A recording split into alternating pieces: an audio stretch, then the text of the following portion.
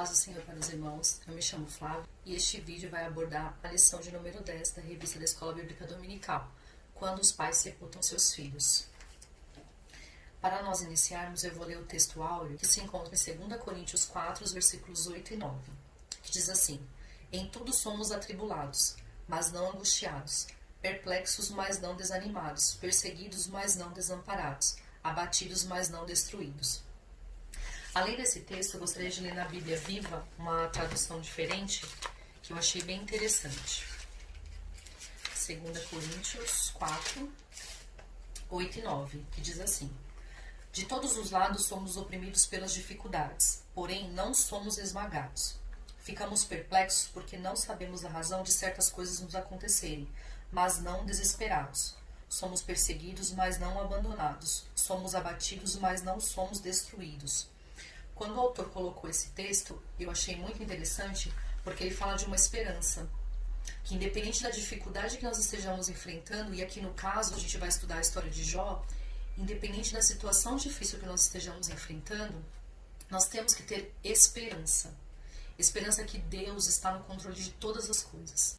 O cristão passa por momentos de dificuldade, passa por momentos de tristeza, de choro, dias difíceis, mas nós não podemos ficar desesperados, como quem não tem esperança.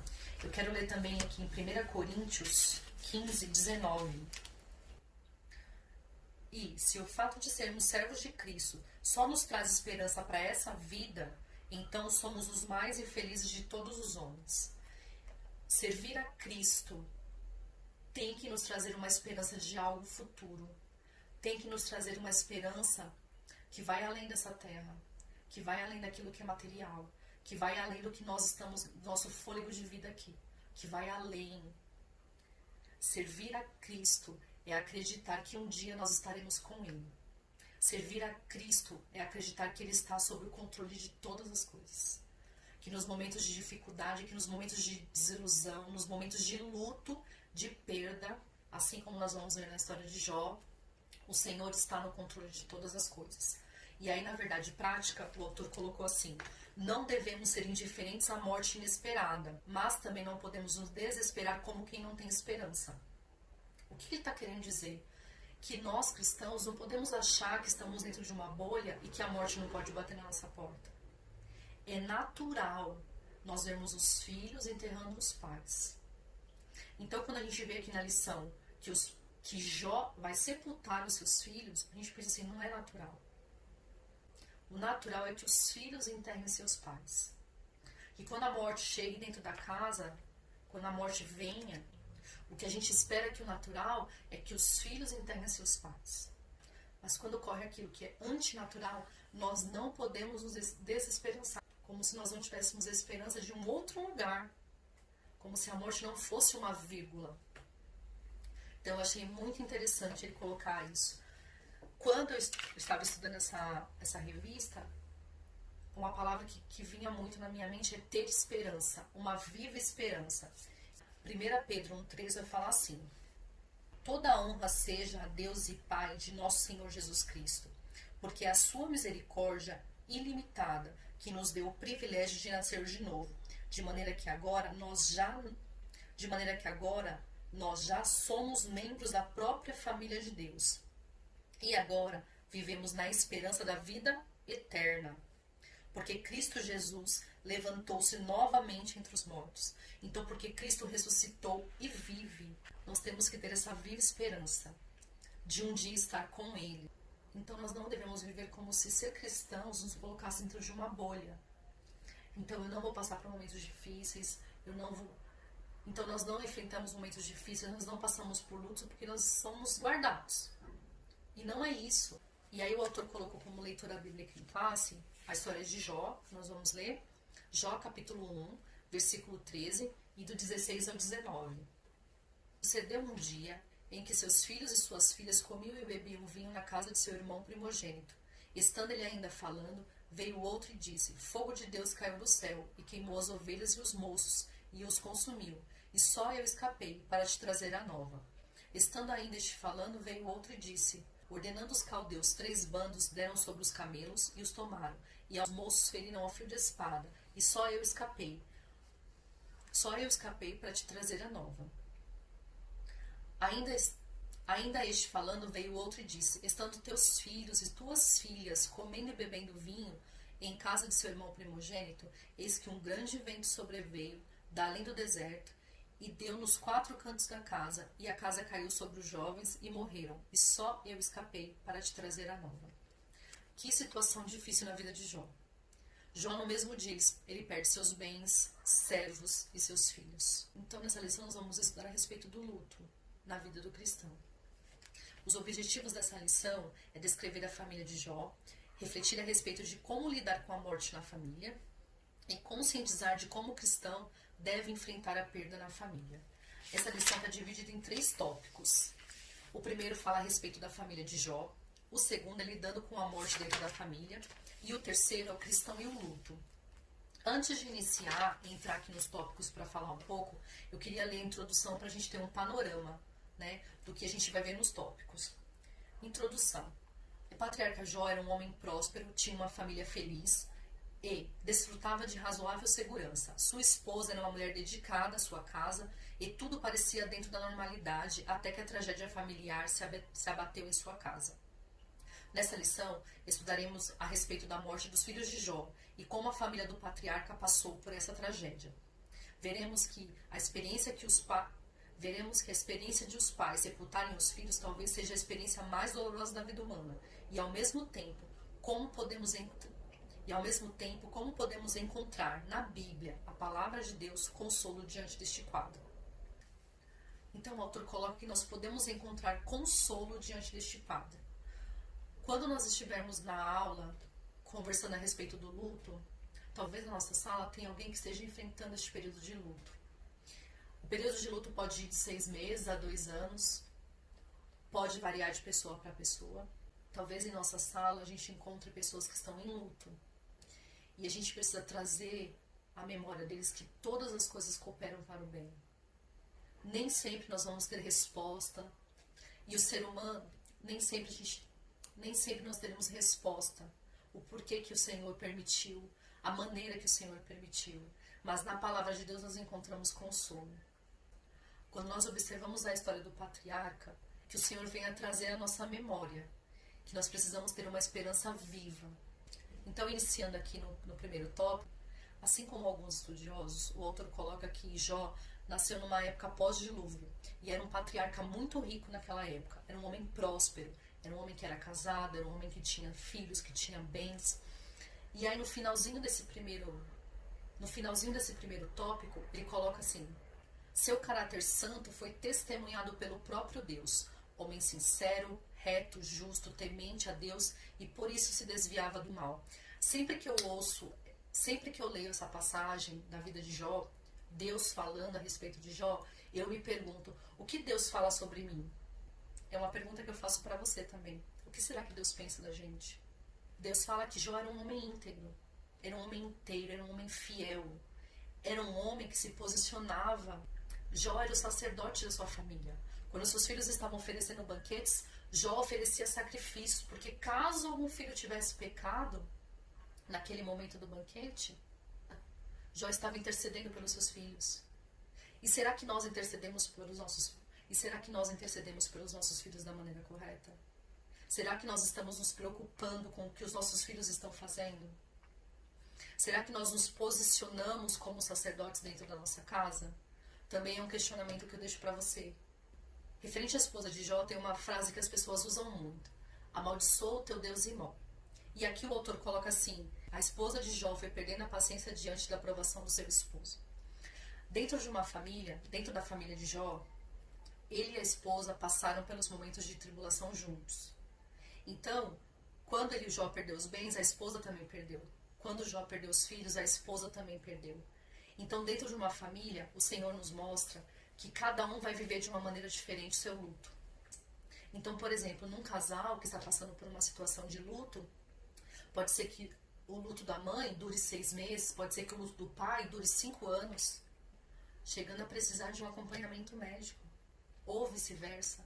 Então, dentro da mesma família, as pessoas podem vivenciar o luto de maneira diferente.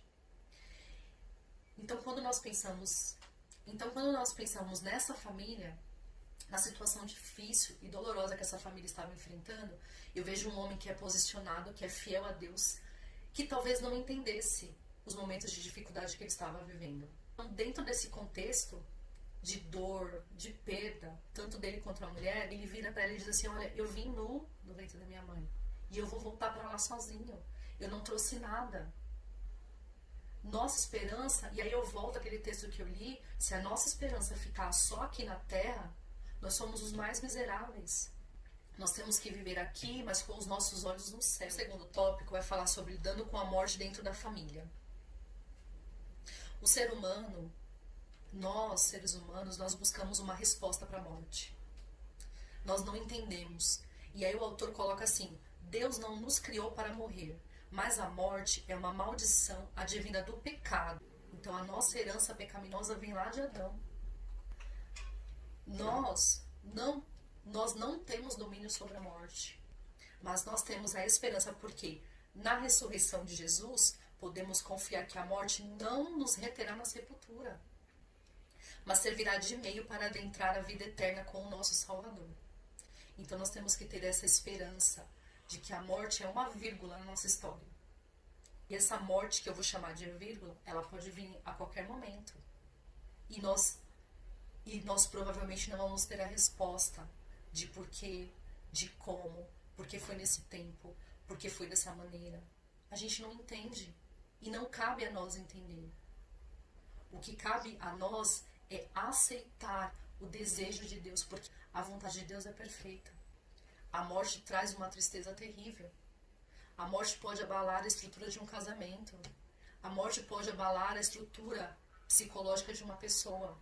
E aí eu volto na introdução, quando o autor coloca que o consolo vem de Deus.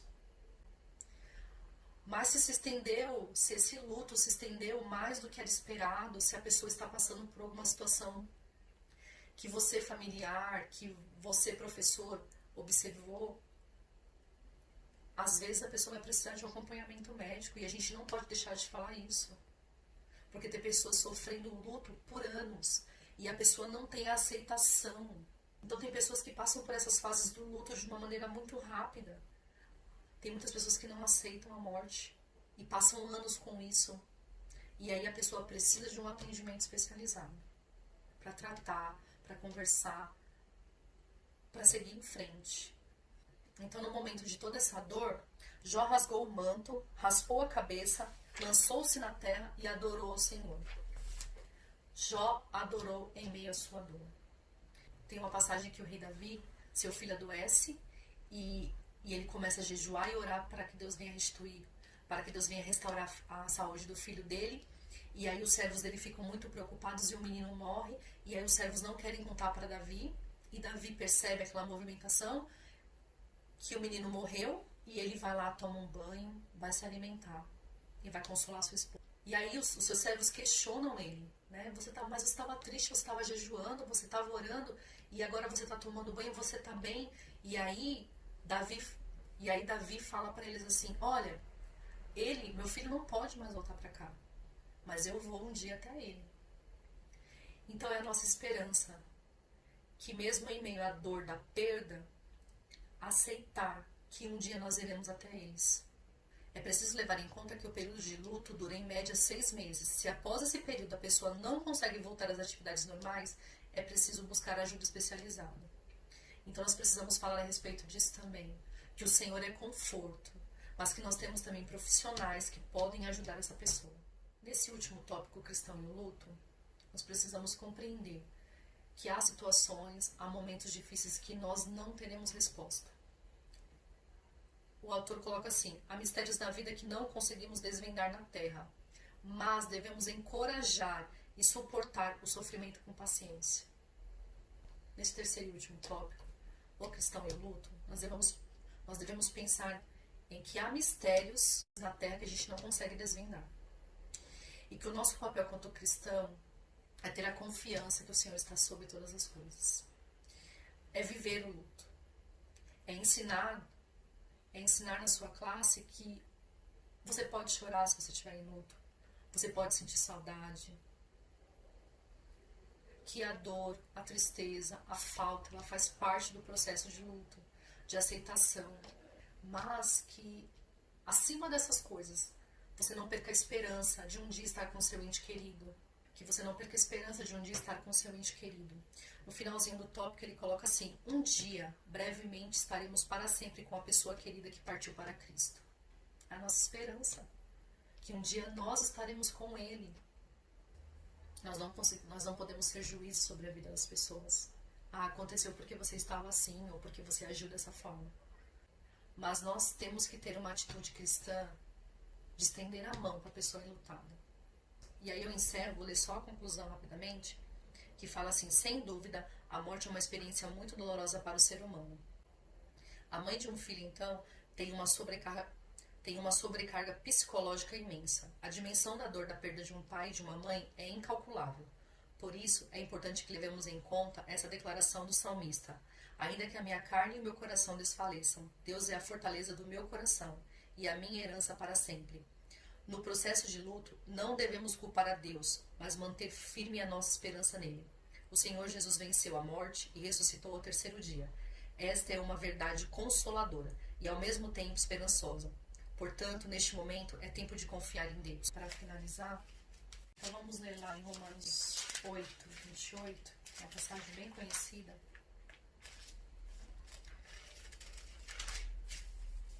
Que diz assim: e sabemos que tudo quanto nos acontece está operando para o nosso próprio bem, se amarmos a Deus e estivermos ajustados a seus planos. Todas as coisas estão operando para o nosso bem, se estivermos ajustados aos planos de Deus. Se estiver no plano de Deus, que nós possamos aceitar. Se está no plano de Deus, que seja feita a vontade do Senhor sobre todas as coisas na terra. Que nós possamos entender que a morte é uma vírgula. Que nós possamos ser confortados no dia da angústia. Que nós possamos estar ligados nele. Que nós possamos ter a esperança no Senhor. Que todas as coisas contribuem para o bem daqueles que nele esperam. Antes de encerrar, eu gostaria de orar com você. Senhor, meu Deus e meu Pai, te agradecemos, Senhor, Pai, por este momento que pudemos aprender da Tua Palavra. Senhor, quantos corações enlutados, Senhor, vão ser alcançados por esta aula. Pai, traz consolo, traz alívio, traz aceitação. Senhor, em nome de Jesus, toma os professores sobre as Tuas mãos.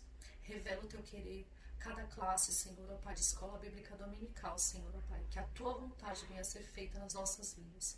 E eu te agradeço, Senhor, ó Pai, por mais uma aula. Em nome de Jesus. Amém.